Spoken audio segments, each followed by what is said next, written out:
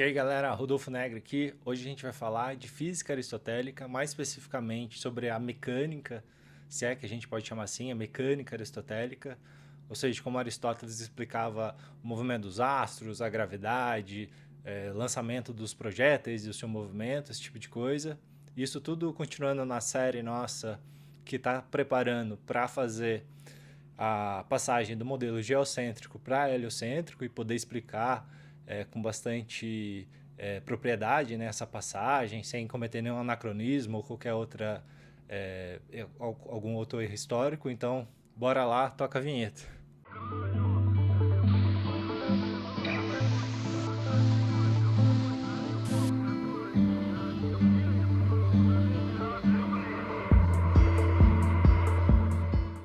Então, pessoal, antes de começar falando sobre a física de Aristóteles, a sua mecânica, né, convém a gente fazer algumas ponderações. A primeira é que vou tentar fazer esse vídeo ser o mais curto possível, então vai ter muitas simplificações, vou deixar muita coisa de fora, com vistas a ter um caráter didático também. Então, se você quiser entender mesmo, você tem que parar para ler o Aristóteles. É importante salientar que o pensamento de Aristóteles, a sua filosofia, tem um caráter bastante totalizante, ou seja, os mesmos princípios e regras que vão embasar a formação da física dele, né? Vão dar argumentos para ele também desenvolver a metafísica, a ética, a política. Então é bom ter em mente isso, sabe? Para entender mesmo Aristóteles, talvez tenha que ir além. Até é dito que alguns pesquisadores, pelo que eu li já em artigos, defendem que a física de Aristóteles ele vai chamar como a filosofia segunda, e a filosofia primeira seria a metafísica dele. Mas na produção do conhecimento dele, a filosofia dele, alguns autores vão defender que o Aristóteles começa pela física, começa por entender a natureza, e só depois ele vai desembocar e dar os argumentos para a metafísica, mesmo que ele chame a metafísica de filosofia primeira. No processo da construção do conhecimento dele e dos argumentos, ele parte da física. Então, isso mostra também um caráter bastante integrado da filosofia do Aristóteles. Esse vídeo vai estar principalmente baseado no livro da física, né? Obviamente, do Aristóteles, e também no Sobre os Céus, os dois que eu reli para fazer esse vídeo. Mas pode encontrar também informações mais relacionadas à física de Aristóteles, e são bastante importantes também, sobre corrupção e geração, ou sobre geração e corrupção, eu sempre confundo, e também no livro Meteorologia. Vai ter também bastante informação sobre como Aristóteles pensa a natureza, enfim, os processos biológicos, esse tipo de coisa. Além disso, convém falar que, para não cometer o mesmo erro que eu cometi a primeira vez que eu comecei a ler, fui procurar para estudar Aristóteles, que eu fui comprar o livro da física, né? E acabei comprando esse, que é muito bom, por sinal. Ele vem comentando todos os parágrafos da física, dá um contexto histórico muito grande, né? Esse aqui da editora da Unicamp, é excelente esse livro. Só que só vem o livro 1 e 2 da física. Só que a física de Aristóteles são 8 livros. Então, quem quiser pegar para ler, toma cuidado de ter certeza que você está comprando a obra completa do que você está querendo ler. De qualquer forma, eu recomendo esse livro para quem quiser começar, que vai ter, por exemplo, aqui, o que é escrito mesmo do Aristóteles sei lá, essa grossura aqui de páginas, e o resto é só os comentários explicando, dando contexto sobre esses dois primeiros livros da física. A primeira coisa que a gente tem que ter em mente é que física para Aristóteles é uma coisa completamente diferente do que a gente tem entendimento por física hoje. Física, ou physis, né, em grego, para o Aristóteles é muito mais amplo. Ele está tentando entender não só o movimento dos astros, a gravidade, mas ele está tentando entender processos biológicos, a geologia, a química. A física para Aristóteles, quando a gente fala de física no contexto aristotélico, a gente seria uma tradução melhor, traduzir como natureza. Então, física para Aristóteles é igual a natureza. E o Aristóteles vai definir a natureza como princípio interno de movimento e repouso. Então, é uma definição bastante específica, como eu falei, ele está tentando fazer um diálogo totalizante, né, da filosofia dele.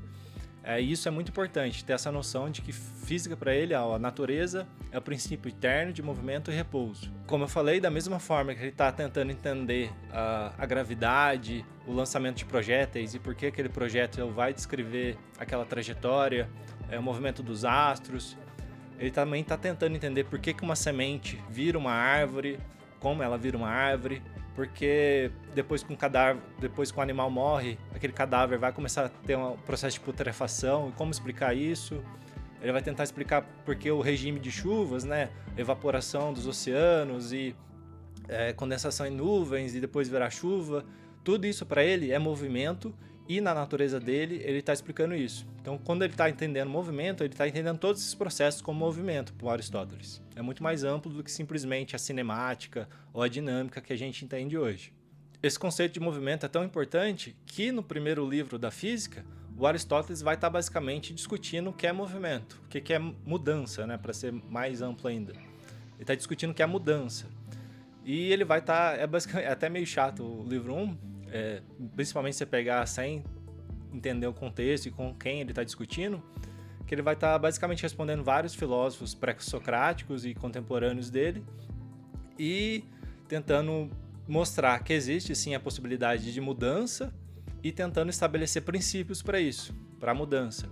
Então ele vai principalmente ele vai tentar responder muito Parmênides nesse livro 1, que tinha uma noção de que não há mudança, que tudo é estático, tudo é um, simplificando bastante o pensamento de Parmênides, e ele vai ficar discutindo bastante isso, e os princípios, e vai falar que existe movimento. Então o livro 1 é basicamente isso. Isso mostra o caráter fundamental da mudança para Aristóteles. A conclusão, basicamente, do livro 1 da física é que ele vai falar que existe mudança, que os princípios são o que ele vai estabelecer lá, e que quem quiser saber mais tem que ir para a filosofia primeira, como que ele chama, que é a metafísica. E com isso ele encerra o livro 1 da física, e daí sim ele vai começar a falar, definir natureza e falar de natureza, e como ele entende a natureza e como ele explica a natureza. Se para Aristóteles a natureza é princípio de movimento e repouso interno, o que é esse movimento para Aristóteles? Ele vai, já nesse primeiro livro, né, como eu falei, vai tentar discutir com os pré-socráticos e tal, sobre a existência do movimento e os princípios que se baseiam, e ele está tentando lidar com questões mais fundamentais, filosóficas, sobre o que é o movimento e sobre a possibilidade de existir movimento. Não quero estender muito nessa discussão, mas vai ser fundamental nesse livro 2 que ele vai trazer o conceito dele de atualidade e potência. Então, o que Aristóteles está tentando lidar, a contradição que existia bastante na época, é que, por exemplo, vamos pensar num movimento conforme pensado por Aristóteles. Vamos pensar numa semente que vai virar uma árvore. Uma semente, ela é uma não árvore. Então, como uma não árvore vira uma árvore? Por exemplo, imagina uma barra de ferro fria. Você esquenta ela, ela fica quente. O quente é o contrário do frio. Como que você passa do frio para o seu contrário? Ou seja, passa do frio para o não frio. Ele está tentando discutir essas questões mais fundamentais da mudança e da existência ou não da mudança, né? E o Parmênides vai falar que não existe a mudança, né? Então, para Aristóteles, ele vai introduzir esse conceito de atualidade e potência para tentar explicar, fundamentar, né, a existência da mudança e explicar essa mudança, esse movimento, como ocorre esse movimento. E daí o que ele vai falar? Então, que ele basicamente, resumindo bastante, ele vai falar que todo ser existe em atualidade e em potência. O que ele quer dizer com isso? Por exemplo, uma semente, ela é em atualidade uma semente, né? Mas ela é em potência uma árvore totalmente desenvolvida. Ela é em potência, por exemplo, uma farinha para fazer massa, para depois fazer um pão. Então, todos os seres têm várias potências. Então, Aristóteles vai definir movimento como atualidade em potência enquanto potência. E o que ele vai dizer? Que todo ser ele tem uma potência nele. Por exemplo, como eu falei, uma semente tem uma potência em ser árvore. Ela tem uma potência em ser moída e virar farinha e depois virar pão. Então todo ser tem essas potências e enquanto ele estiver nesse movimento, houver essas potencialidades, na atualidade ele tiver essas potencialidades, ele ainda está em movimento. Então Aristóteles vai definir assim o movimento e vai lidar com essas questões filosóficas mais anteriores, né, de como que é possível existir essa possibilidade de movimento, né? O que está incutido nessa leitura, né, do movimento por Aristóteles é a finalidade. Então, por exemplo, quando a gente pensa na potência de uma semente, a potência de ser uma árvore, a potência de virar farinha, por exemplo, está incutido nisso uma finalidade. Isso vai ser bastante importante para Aristóteles, que ele vai explicar lá tudo para ele tem que ser explicado como as 4 causas, né? Que já é bastante amplamente divulgado, aí todo mundo deve ter lembrado disso do ensino médio. Que ele vai falar lá que tem a causa material, causa formal, causa eficiente e a causa final é a teleológica, né? Eu não vou entrar nas outras 3, mas uma bastante importante para ele, como eu falei, e está incutido nessa ideia de ato e potência. Nesse movimento, né? Esse movimento fica muito claro que é um movimento em direção a algo, né? A semente em direção à árvore ou a semente em direção à farinha, que ele vai dar muita importância então, para a finalidade. Então, tudo para ele vai ter que ter essas 4 causas: material, eficiente, formal e a final. Então, a finalidade para Aristóteles é bastante importante, já que isso já está incutido na ideia de movimento pelo conceito de ato e potência, como eu já expliquei. Na natureza não vai ser diferente. Para Aristóteles, tudo vai ter uma finalidade. E isso não vai escapar à natureza. A natureza também vai ter uma finalidade. Cada ser, cada pedaço da natureza, do cosmos, também tem uma finalidade. Ela não é necessariamente escolhida, não é escolhida, aliás, né?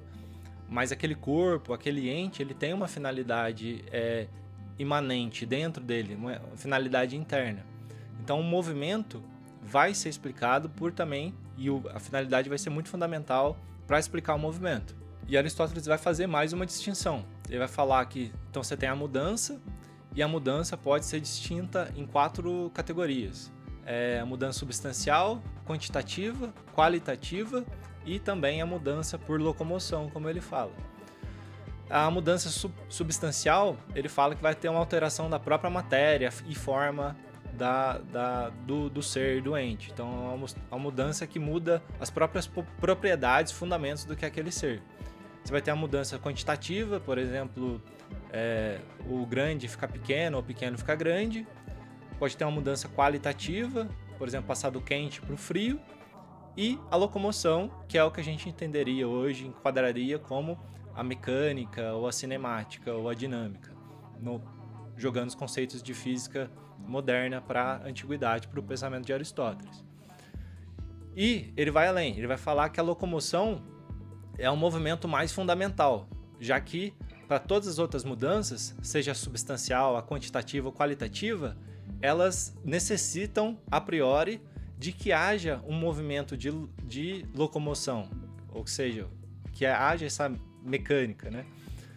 Por exemplo, para uma criança crescer e ficar grande, um adulto desenvolvido, ela precisa se alimentar, precisa de nutrientes, e isso pressupõe que haja um movimento, né? Movimento mesmo de deslocação, né? A locomoção desses alimentos para a pessoa, que ela coma, que ela absorva esses nutrientes. Então, a locomoção, por Aristóteles, é o que vai dar fundamento para todos os tipos de mudança. E nessa locomoção, Aristóteles vai falar que qualquer tipo de locomoção, nessa mecânica aristotélica, né, ela pode ser explicada por uma combinação de 2 movimentos, de 2 formas, né, de movimento, que seria uma reta ou um círculo. Então, para Aristóteles, se você andar e fizer um zigue-zague, você lançar um projétil, ele fizer uma parábola, né, como a gente conhece hoje uma parábola, tudo isso, para Aristóteles, é uma simples combinação de reta e movimento circular. E o Aristóteles vai fazer uma diferença fundamental, que vai ser logo mais vista porque como é importante e quais as implicações dessa diferença, que ele vai falar que uma reta, ela tem começo, meio e fim. Se você estiver pensando, matemática, mas uma reta, começo, meio e fim, né? Não faz muito sentido isso. Mas, como eu falei, é uma simplificação bastante grande, e o Aristóteles tem um livro na física que ele só está explicando como o infinito é impossível de existir na realidade, ele existe apenas como potência. O infinito só existe como potência, e daí Aristóteles vai falar fazer toda essa discussão e falar que uma reta, por exemplo, não pode ser infinita. Ela pode ser infinita no mundo das ideias, na matemática, mas na realidade uma reta nunca é infinita, então ela sempre tem um começo, meio e fim. Como eu falei, é uma simplificação, estou deixando bastante coisa de fora. Mas quando o Aristóteles então fala que uma reta ela tem começo, meio e fim, ele está usando essa noção, né, que ela não existe como infinito no mundo real. E o movimento circular para Aristóteles, ele vai falar que é um movimento mais perfeito, que ele não tem começo, meio e fim. Se você andar de um lado para o outro, você pode acabar no mesmo lugar, e ele vai usar essa noção para depois fazer as distinções que a gente vai ver mais à frente. E o Aristóteles vai um pouco além, então. Ele vai falar assim, todo corpo simples, os mais fundamentais, eles vão se mover conforme esses dois principais tipos de movimento de locomoção, ou seja, a reta e o círculo. E o Aristóteles vai falar, então resta a gente identificar quais são esses elementos mais básicos, essas substâncias mais básicas que vão possuir esses tipos de movimento. E aí que começa a entrar na explicação realmente da mecânica dele, né? A gente já começou, mas a gente vai entrar mais e vai ficar bastante interessante. Que ele vai falar assim, e ele vai basear bastante num cara que chama Empédocles. Não vai basear bastante, mas obviamente no contexto cultural teve influência sobre ele, né? E o Empédocles falava que a natureza é composta basicamente dos 4 elementos: água, fogo, ar e terra. O Aristóteles vai desenvolver mais isso, ele vai discutir bastante sobre isso no livro sobre os céus, né? E também na Geração e Corrupção vai falar bastante sobre esses 4 elementos. E ele vai além, né? Eu não vou entrar em detalhes, mas ele vai explicar, vai falar que você tem 4 propriedades, você tem quente, frio, seco e úmido, e você poderia fazer uma transição do fogo para a terra, da terra para a água, da água para o fogo, do ar para a terra, enfim, alterando essas 4 condições. Então Aristóteles vai desenvolver bastante isso, e ele vai falar então que se a gente olhar na natureza, a gente vai ver que esses 4 elementos, eles vão descrever movimentos retilíneos.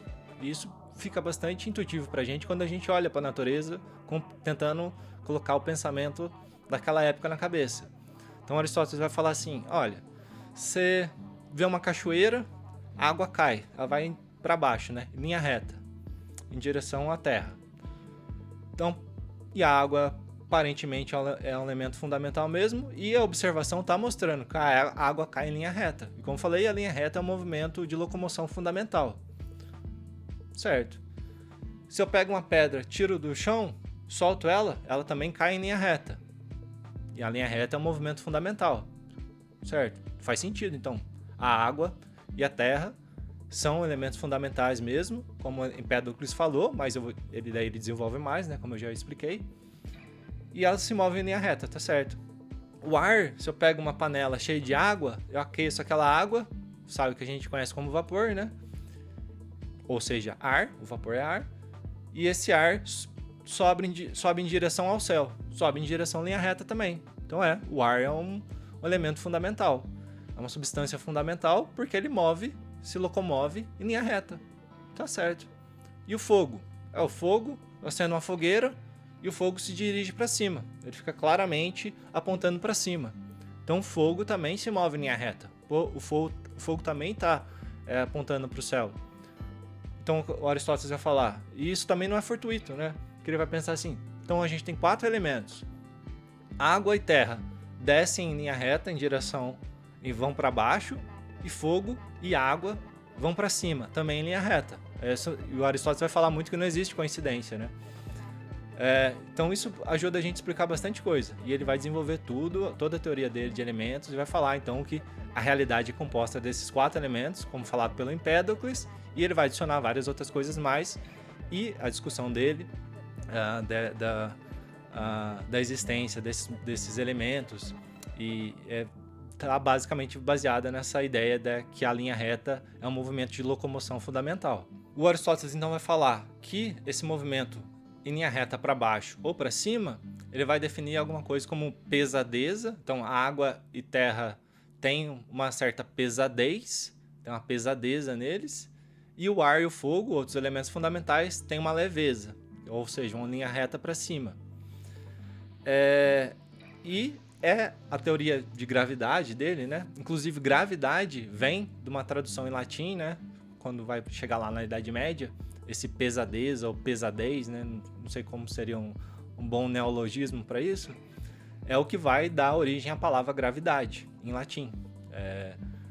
Vai vir desse daí, de pesadeza dos escritos de Aristóteles. Essa é a origem da palavra gravidade. Mas enfim, então Aristóteles vai falar que a água e a terra têm uma certa pesadez e o fogo e o ar têm uma certa leveza, e é por isso que eles andam em linha reta e em movimentos contrários. Então Aristóteles vai falar a explicação dele para a gravidade, que é basicamente assim: tudo é composto por uma combinação desses elementos, e se tiver em maior quantidade pedra, vai descer em linha reta para baixo. Se tiver em maior quantidade, sei lá, o ar, em linha reta para cima. Maior quantidade de fogo, em linha reta para cima.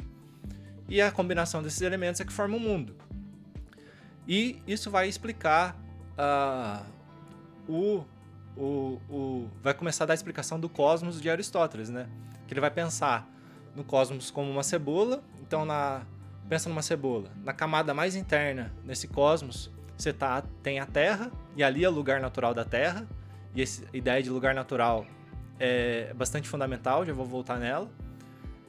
Dentro dessa camada mais interna você tem a Terra, acima dessa camada você tem a água, acima dessa concha, né, dessa casca esférica, você tem a camada que é o lugar natural do ar, e em cima do ar você tem o fogo. Então Aristóteles vai colocar dessa forma. E o movimento ele vai explicar, e a gravidade vai entrar por questão disso, com essa noção de pesadeza e leveza, que os elementos, os corpos, eles vão tender para o seu lugar natural. Como eu falei, aquela ideia de finalidade para Aristóteles é bastante fundamental. E a natureza é movimento interno. Então, ele vai explicar que os corpos são formados por uma combinação desses elementos e eles vão tender para o seu lugar natural. Então, você pega uma pedra, você solta ela, quando ela está caindo em linha reta, ela está tendendo para o lugar natural dela, que é o centro do universo, que é a camada mais interna da cebola. Se você aquece a panela de água e ela evapora, a água está tendendo para o ar está tendendo para o lugar natural dele, que é subir e em direção ao ar, que é uma das camadas mais externas dessa cebola. Então você fala assim, mas a água também cai, tem uma pesadeza também, e a terra também tem uma pesadeza. Como eu sei se um objeto é mais feito de água ou de terra? É simples, dá para você fazer um experimento, por exemplo. Você pega um balde de água, pega o corpo que você quer testar, por exemplo, esse grampeador, você quer ver se ele tem maior composição de água ou de terra. Você solta esse grampeador em cima desse balde. Se ele afundar, for por fundo do balde, quer dizer que a terra domina a composição desse grampeador. Se ele boiar de alguma forma nesse balde de água, quer dizer que a água está dominando esse grampeador. Se você soltar ele e ele subir, obviamente não vai, quer dizer que ele é ar ou fogo. E daí você pode fazer outros experimentos para fazer a distinção. Então, para Aristóteles, existe o que ele chama então de movimento natural, que é desses elementos e dessa movimento interno imanente desses seres em direção aos lugares naturais. Então, essa é uma explicação para ele, que é a do movimento natural. Aí você fala assim, Aristóteles, beleza. Você explicou aí, eu entendi que se eu soltar aqui o grampeador ele cair, quer dizer que é terra ou água. Se eu quiser ver se é mais terra ou é mais água, eu ponho o balde e tal, beleza. Você explicou. Mas se eu pegar esse grampeador e lançar ele? Se eu lançar ele, como você explica isso? Como você explica o movimento que vai estar sendo realizado? Aí Aristóteles vai falar, bem, eu estou só explicando o movimento natural, como eu falei para vocês já no começo do livro, no livro 2, para ser mais específico. A natureza é princípio interno de movimento e repouso. Princípio interno. Quando você pega o grampeador, você está sendo um agente externo. Então você está movendo o grampeador. E você está tirando ele. Então ele está movendo, indo para um lugar diferente do lugar natural dele, porque você está movendo ele. Então ele vai colocar essa noção de movente e movedor, ou de motor e o móvel. Então para ele, eu pegar esse grampeador, mudar o lugar dele, diferente do lugar natural, eu estou sendo o motor desse imóvel que seria o grampeador. E ele vai explicar assim. Então existe um segundo tipo de movimento, conforme Aristóteles, que é o movimento violento, que é esse movimento, ou movimento forçado, que é esse movimento quando existe um agente externo interferindo e não fazendo as coisas tenderem para o seu lugar natural. Aí daí você fala assim, tá, Aristóteles, beleza. Eu tô com o grampeador na mão e eu tô movendo ele, mas eu atiro ele, assim que ele saiu da minha mão, já não tem o meu motor. Eu não tô colocando meu cérebro e músculos com finalidade de mover ele. Ele saiu da minha mão, então ele já deveria, assim que ele sai da minha mão, ele deveria cair em linha reta por causa da pesadeza dele. Por que ele continua e faz uma parábola? Não existiu o conceito de parábola, né? Mas você entendeu, né? Por que ele faz uma parábola e depois cai no chão? Ele deveria, saiu da minha mão, já não tem o contato do motor com o imóvel, ele deveria cair em linha reta para o lugar natural dele. Então, daí Aristóteles vai falar, não, veja bem, como eu falei para você, todo movimento violento precisa de um motor e de um movente. Então, quando o grampeador saiu da sua mão, o que acontece é que o ar ele vai envelopar esse grampeador e vai ocupar os espaços que está sendo deixado atrás desse grampeador. E quando o ar ocupa esses espaços na viagem dele atrás desse grampeador, ele atua como motor, ele dá uma empurradinha nesse grampeador. Ele vai empurrando esse grampeador, vai envelopando esse grampeador e deslocando para trás desse grampeador e vai empurrando de pouquinho em pouquinho em pouquinho, até que uma hora esse motor vai cessando, vai ficando cada vez mais fraco e aí domina o movimento natural, que daí sim o grampeador começa a cair em direção ao lugar natural dele. Então Aristóteles vai explicar assim, o lançamento de projéteis. E essa explicação é tão fundamental que vai ser um dos calcanhares de Aquiles da física aristotélica. O próprio Aristóteles, no livro 8 da física, quando ele vai introduzir a questão de projéteis, mais pro finzinho do livro 8, ele vai ter, eu não lembro as palavras que ele fala ao certo, mas ele vai falar que é problemático. E ele fala alguma coisa, assim, parafraseando ele, fala alguma coisa como... então a explicação é essa, não existe uma explicação melhor. Só deve ser isso, né? Que é essa questão do ar envelopando e dando um empurrãozinho. E ele já nota de cara que tem problema nessa explicação. Um problema bastante óbvio nela é que, do mesmo forma, você pode fazer um experimento fácil, né? Você põe, sei lá, a mão dentro da água, que também é um meio, assim como o ar. Você põe a mão no meio da água e você vai ver que você tem mais dificuldade de mover aquela mão. Então, as pessoas, e mesmo Aristóteles, se perguntavam como algo que aparenta dificultar o movimento, ou seja, o meio, o ar ou a água, a sua mão ali na água tentando mexer, como o meio que aparenta dificultar o movimento de locomoção, ele atua também, na verdade, para empurrar o objeto, para ser também um motor. Como algo que tende a parar aquilo, também ajuda também é um motor e ajuda ele a continuar se movendo. Isso era uma contradição flagrante na explicação aristotélica, e isso vai ser debate até meados do século XV, XVI, e vai ter várias pessoas já anotando de cara o problema disso aí. Por exemplo, tem um cara que chama João Filipono, acho que no século VI, que já vai tentar solucionar esse problema, e é um problema que vai atormentar a física aristotélica até a morte dela. Aí você fala assim, Aristóteles, beleza, eu entendi então o cosmos.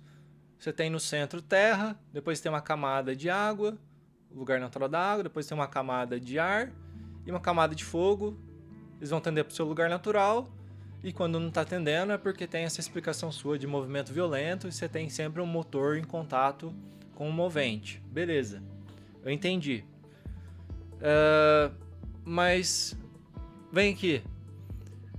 Eu acordo todo dia e eu vejo a lua nasce e se põe, o sol nasce e se põe, tem os planetas, Vênus dá para ver a olho nu, e eles não estão tendendo nem para cima nem para baixo. Como que você explica isso? Aí o Aristóteles vai falar, bom, mas lembra bem, eu expliquei para você que existem dois movimentos fundamentais, reta e círculo. Todo movimento de locomoção é explicado por uma combinação desses dois. E o que acontece nos astros é diferente. Ali é um mundo separado, é um mundo que tem outras regras. O que eu expliquei até agora, Aristóteles falando, é um mundo sublunar. É um mundo que se degenera, que há corrupção, que as coisas são imperfeitas. Esse é o mundo. E nesse mundo domina a água, o ar, a terra e o fogo. e a pesadeza e a leveza, como eu já expliquei, e você tem esse movimento violento. Mas, nesse mundo supralunar dos astros, você tem outra explicação. Você tem esse segundo movimento, que é o movimento circular, que também é um movimento fundamental. Aí o Aristóteles vai falar, e como eu falei, esse é um movimento eterno. Você vai para um lado, para o outro do círculo, você vai acabar no mesmo lugar. É um movimento eterno, perfeito. Então, a gente olha a Lua e o Sol, eles aparentam estar movendo no movimento circular. Então, o que está acontecendo ali é completamente diferente. E vou além, Aristóteles fala. Como eu falei, todo tipo de movimento básico precisa de um elemento básico. E deve haver, então, um quinto elemento, uma quinta essência, que ele vai chamar de éter. Nesse mundo supralunar dos astros, você tem esse quinto elemento, que é o quinto elemento que a tendência dele é o movimento circular, o movimento de locomoção circular. E é por isso que a Lua, o Sol, descreve a trajetória, o caminho que eles descrevem. E o Aristóteles vai gastar bastante tempo no livro sobre os céus, explicando esse movimento circular, por que ele é da forma que ele é, por que é a melhor explicação. E na parte 8 do livro 2 de Sobre os Céus, ele vai explicar o seguinte, ele vai se perguntar, são os astros, né, a Lua, o Sol, os planetas que estão se movendo e eles estão imersos em éter, ou você tem algum mecanismo de éter e os planetas, os astros estão fixos nele, né? E eu não vou entrar nessa discussão porque ela é bem longa e é difícil sem ter uma equipe de edição para mostrar todos os argumentos.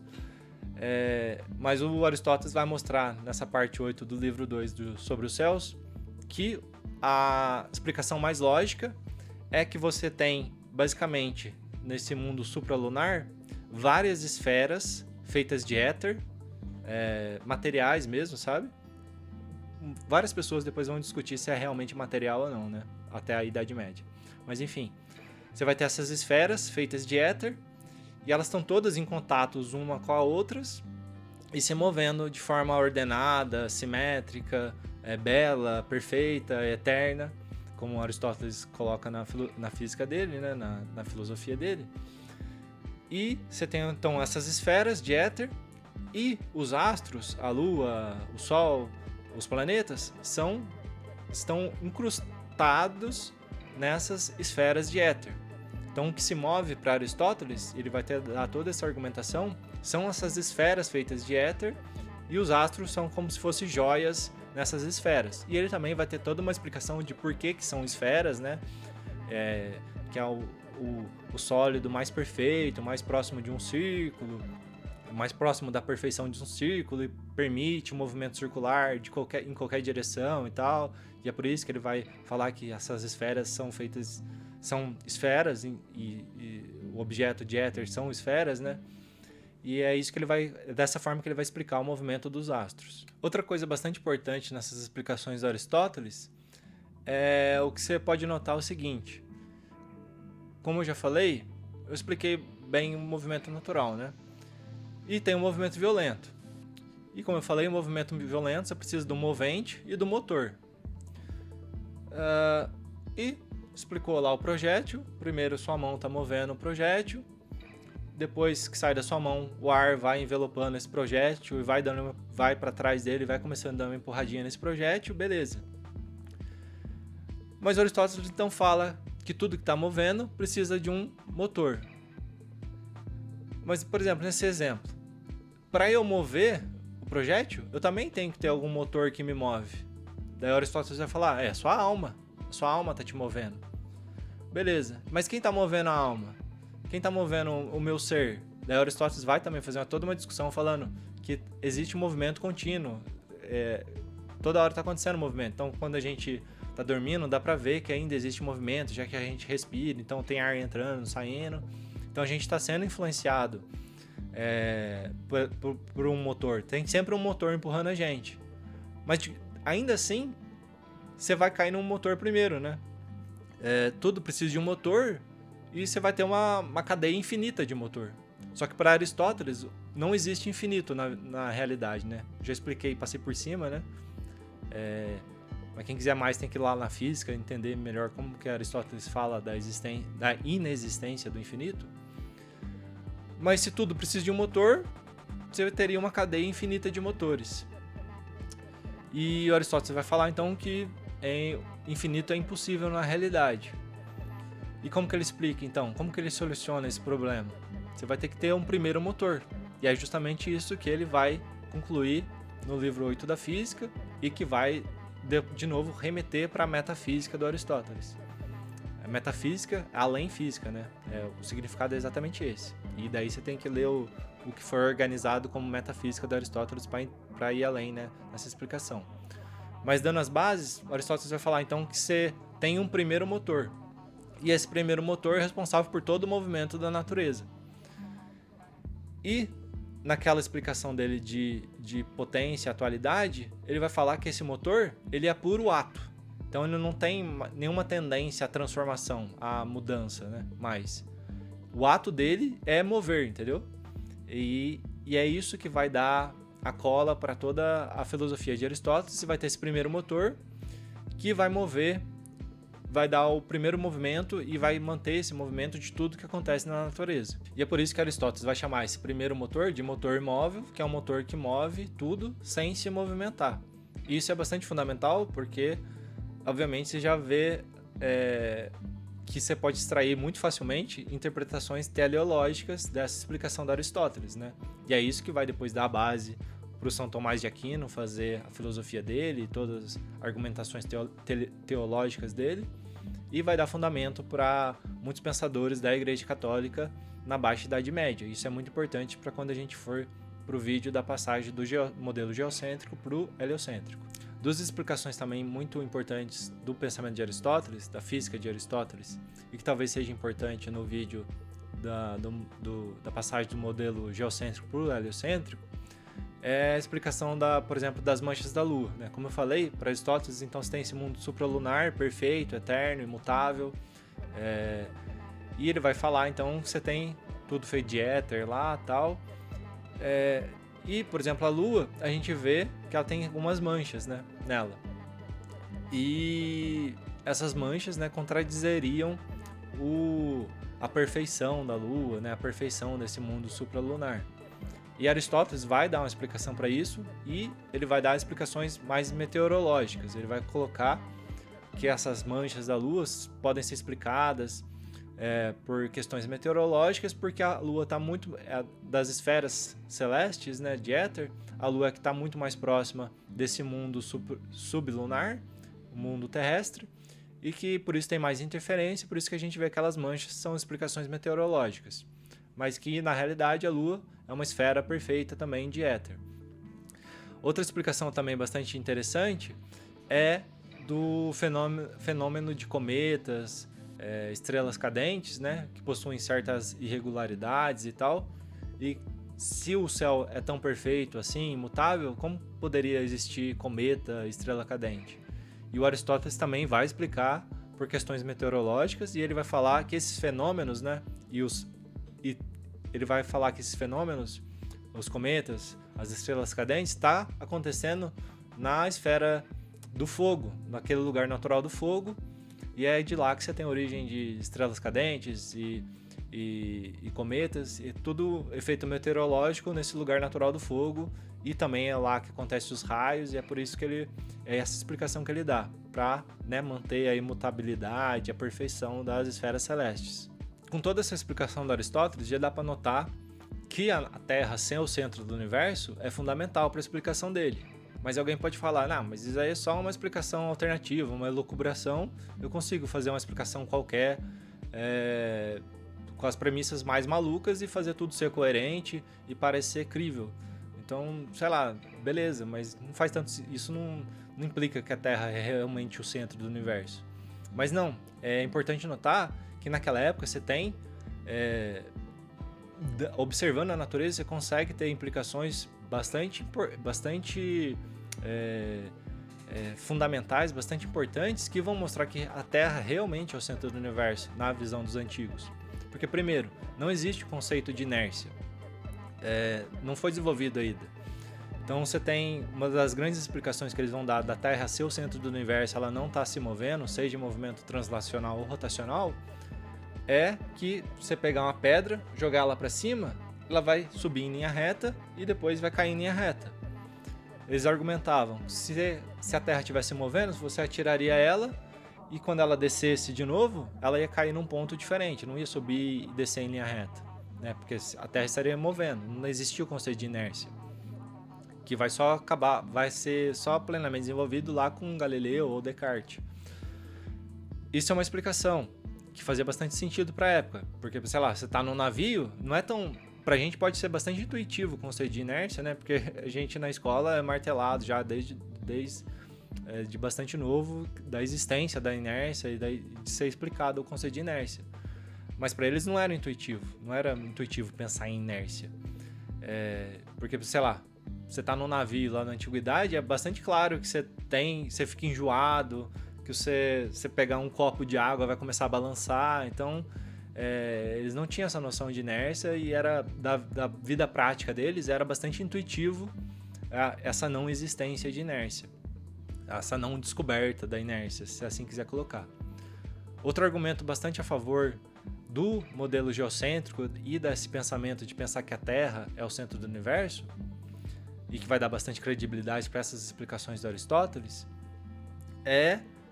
por exemplo, a paralaxe das estrelas, né? Se a Terra está se movendo, você deveria ver as estrelas, as mais distantes possíveis, também se mover. Só que com os instrumentos que os antigos tinham, eles não conseguiam detectar esse movimento. Era como se as estrelas realmente estivessem fixas. E daí, na noção deles, ou a Terra é o centro do universo e as estrelas estão realmente fixas, ou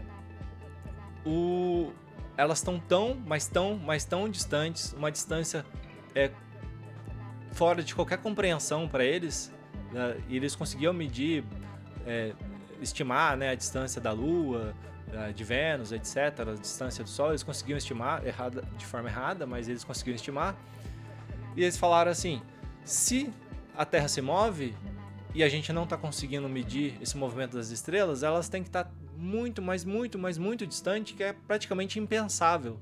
E seria muito complexo para que toda essa explicação a Terra se move e a gente não mede nenhum movimento e é por isso que elas estão parecendo paradas, uma distância completamente surreal, elas devem estar, né, para não parecer se mover.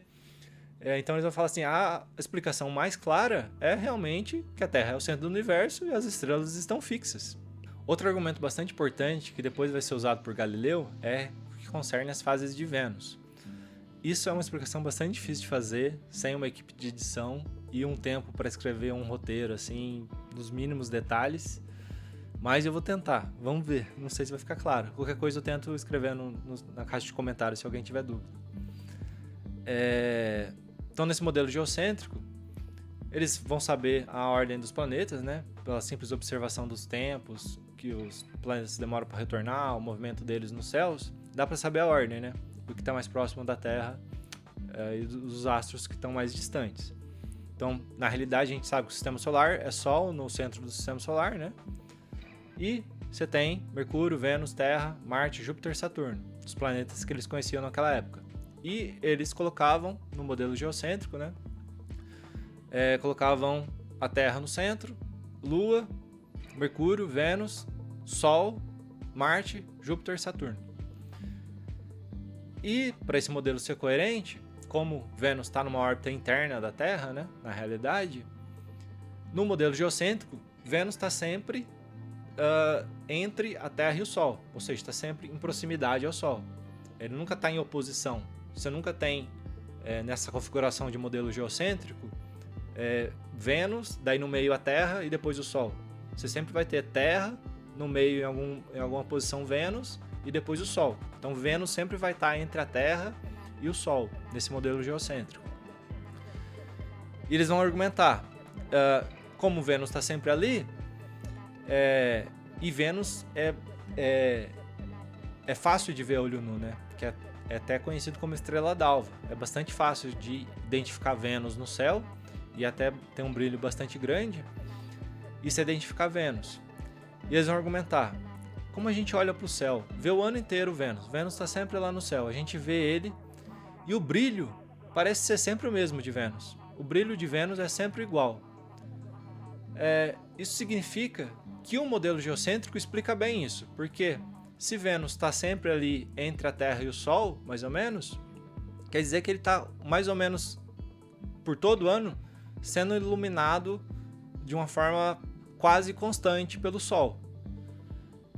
E é por isso que ele tem um brilho quase constante. E a gente vê, Vênus tem um brilho praticamente constante para a tecnologia da época. Vênus tem um brilho constante, independente da época do ano. E o modelo geocêntrico explica isso bem.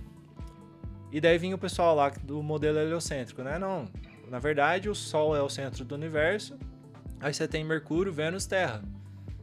Aí eles falavam assim, tá, mas Vênus tem um brilho constante no ano, como você explica isso? Se o Vênus está rotacionando em torno do Sol, ele tem que ter fases diferentes. Você tem que ter fases em Vênus, assim como a Lua tem fases. Já que a Lua às vezes fica em oposição ao Sol, ou em um quarto, em diferentes posições ali do círculo em torno da Terra, né? Se eu falar...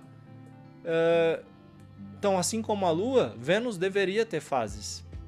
Mas a gente olha Vênus o ano inteiro e ele tem o mesmo brilho, exatamente o mesmo brilho. Como que vocês vão explicar isso?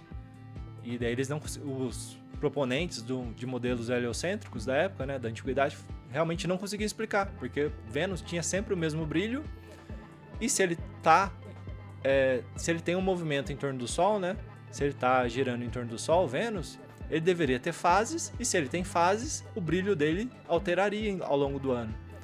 E eles não observavam isso quando eles olhavam para Vênus. Então, isso também era um argumento a favor do modelo geocêntrico e contra o modelo heliocêntrico.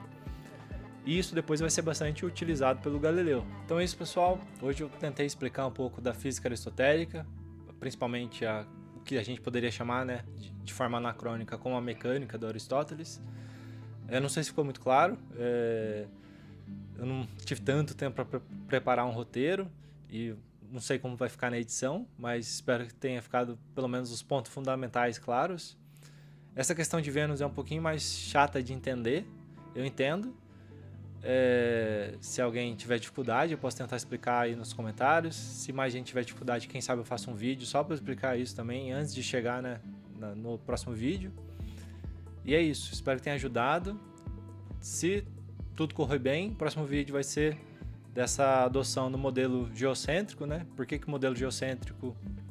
Aliás, o modelo geocêntrico ptolomaico foi adotado e por que a Igreja Católica defendeu ele com unhas e dentes, né? No final da Idade Média. Para isso é bastante fundamental entender a física aristotélica, que é o que vai dar toda a cosmovisão dos escolásticos, dos padres, dos frades, enfim, católicos que vão defender a teoria geocêntrica com unhas e dentes.